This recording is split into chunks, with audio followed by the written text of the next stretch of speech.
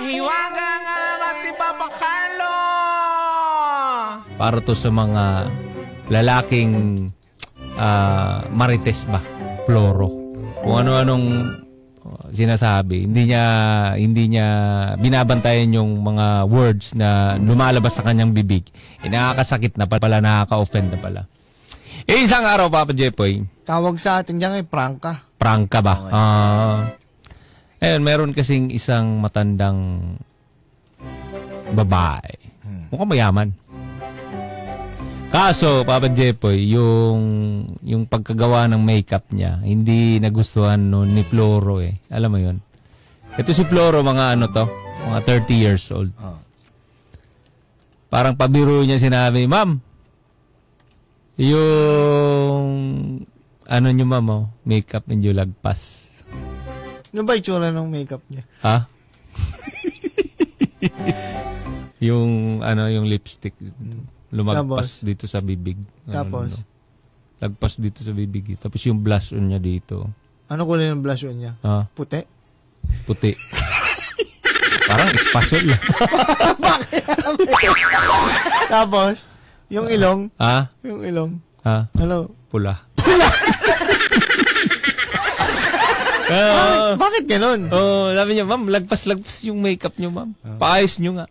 Hindi nagustuhan nung matandang babae. Hindi niya alam yung babae diwata. Ayun na! Ayan na! Bilis! Dinali ka agad! Dinali na agad. Hindi niya alam. Diwata pala yung babae. Sabi niya. Sigurado ka diwata yan. Diwata to. Anong sapatos? Malaki? Malaki pula. Pula! May damit! May damit. Anong kulay? Pula din. Dilaw. Dilaw na may pula. Dilaw. Nung nakita niya, nakaganon? Oo, nakaganon. Nakaganon. Sigurado ka diwata yan? Oo.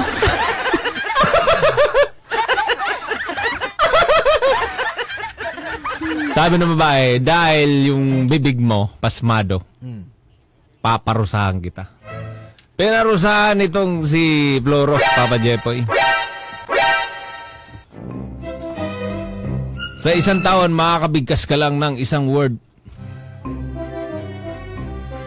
At pag nakabigkas na siya ng isang word, Papa Jepoy, buong taon magiging pipi siya. Ganoon ang parusa sa kanya, Papa Jepoy. Ibig sabihin, pag sinabi niyang, hoy, yun na yun. Next year na ulit. Dahil prangka ka? One word lang. Isang taon, one word. One word lang. At buong taon na pipi na siya. Alam mo, pag next year, 2 word na yung mababanggit niya. Kada taon, madadagdag. So, para bang, Papa Jepoy, pa isa-isa lang. Sabi niya. Kada taon. Sabi gano'n ng diwata. Gano'n eh.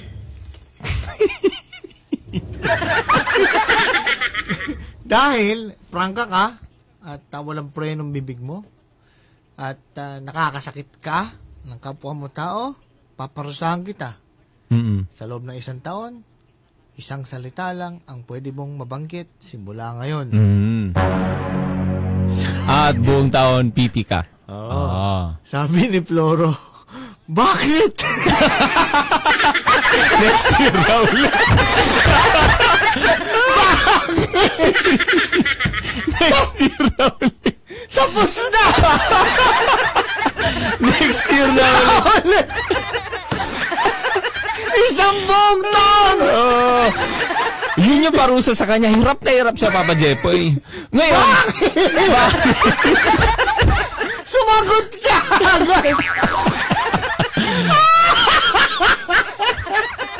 Ngayon, hirap na hirap siya. Ang ano pa dito, ang malas pa niya dahil meron siyang nagugusto ang babae. Meron siyang nagugusto ang babae, Papa Jepoy. Paano niya ngayon? Hindi niya masasabi. Kaya ang ginawa niya, Papa Jepoy, pinaabot muna niya ng 1 taon? Hindi, 6 na taon. Para 6 words. 6 words. Kasi, ngayon, After na 1 year, 2 words na pwede. After 3 years, 3 words. 3 words. Ngayon, meron siya nagustuhan kasi ang ganda. Pangalan, Gracia. Oh, Papa Jepoy. Ang ganda na babae. Ngayon, sabi niya, siguro na lang, after 6 years ko na lang to sasabihin. Kasi inipon niya yung word. Gusto niyang sabihin. Sabi niya, sige na lang, after 6 years na lang. Ngayon, grabe, in love siya sa babae, kay Gracia. Ngayon, umabot na sa time na nag 6 years na, Papa Jepoy. Pumunta na siya dun sa babae. Sabi niya, oh, Gracia! Sabi niya, Gracia! Ayan, 6 words. One word yun, no? Gracia! Pinakamamahal kita. Tatlo. Magpapakasal na tayo. Sumagot agad si Grace. Anong sabi ni Gracia? Sabi niya, Floro, hindi ko narinig. Pakiulit.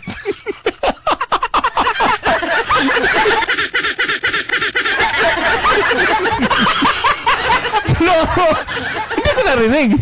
Pakiulit naman ang sabi mo. At simula next year na ulit siya nakapagsalita.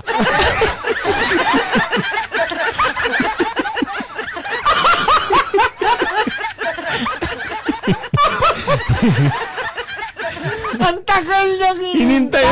6 na taon. 6 na taon. Inipon ng mga salita na gustong sabihin. Tapos, nung sinabi mo na, hindi nadinig. Sabi kasi niya, Gracia, pinakamamahal kita. Magpapakasal na tayo. Tuwang-tuwa siya. Sumagot agad yung babae. Hindi ko narinig. Pakiulit. 6 years ulit! After 6 years, bumalik ulit siya. Bumalik ulit? Oo. Ano sabi?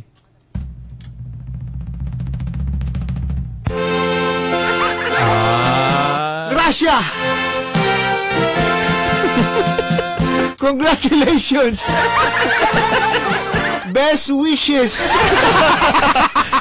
All the best! Kinasal na si Gracia! Kinasal na sa ibang lalaki? Kinasal na, tagal 6 na taon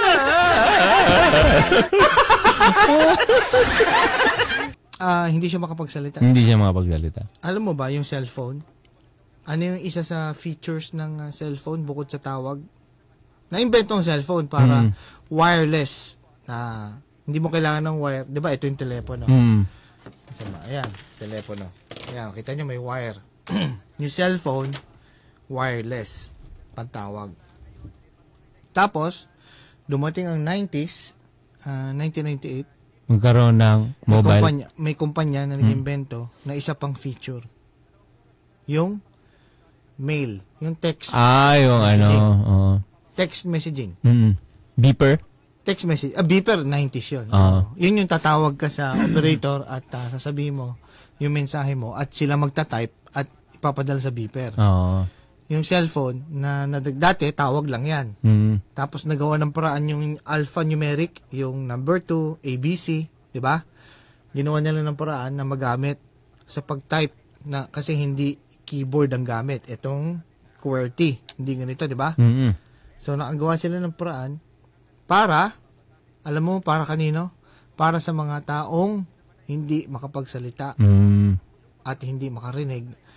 Ginamit nila yung feature na text messaging para sa mga hindi makarinig at hindi makapagsalita. Tama. Makakapag-cellphone pa rin.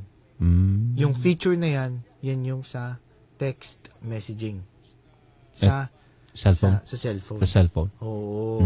Para makagamit yung mga taong may kapansanan. Sa differently abled person. Yung disabled. Yung mga hindi nakakapagsalita, hindi nakakarinig, makakapag-cellphone. Yun yung feature na nagpa-boom sa kumpanyang ito, sa cellphone na ito. At nag-boom yung cellphone. At ginamit na ng mga tao. Text. Instant kasi Kasi doon, kailangan mo pa ng internet para makapagpadala ng mensahe. Di ba? Ito, text lang. Ang mahal nga ng text noon, di ba? 250 o ano. Di ba dati, no? Naalala nyo, kinakaskas pa sa card yung load, yung Card. 250. Oo. Tsaka hindi ka makaka-load ng 20, pa 20. Yeah. 300 yun. Card, 300. Oo. Tama. Yun yung pinaka-minimum. Tapos, pag nag-text ka, alam ko, 2 o 250 ang, kaya noon, talagang hindi pwede yung chat type na ano, talagang isang mensahe mo, padala mo na lahat kasi 2 ang padala niya. Mahal yun. Diba? Yan yung ano eh. Naalala nyo noon? Oh. Wala pang unli noon. Oo, alala mo, wala Ang pang meron lang drop call. drop call yung 2 segundo. Hello, asan ka? Bababa mo 7 ulit. seconds yata yun. 7 seconds. Ganon. May nagtanong dito. Papa Carlo, ayun o. Papa Jempoy, tanong mo nga kay Papa Carlo, paano bumili ng Yossi yung hindi makapagsalita. Paano daw, Papa Carlo? Pag di nakakapagsalita, paano daw bumili ng Yossi? Senyas na gano'n. Ha? Senyas na gano'n. Ganun. Diba? Ganun. Ganun lang. Psst, ganun. Diba? Tapos, senyas. Isa. Okay, ganun. Tama. Ano? Yossi daw. Yun yung tanong niya. Paano daw pagputol ang kamay? Paano pagputol ng kamay?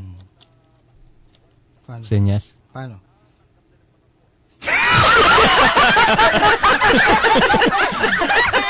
Paano? Patingin nga, patingin sa Facebook. Paano?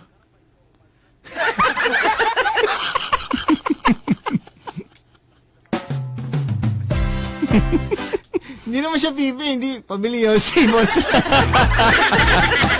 Okay.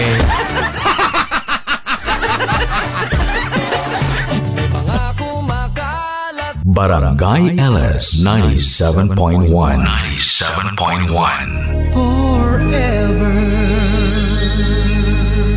Number 1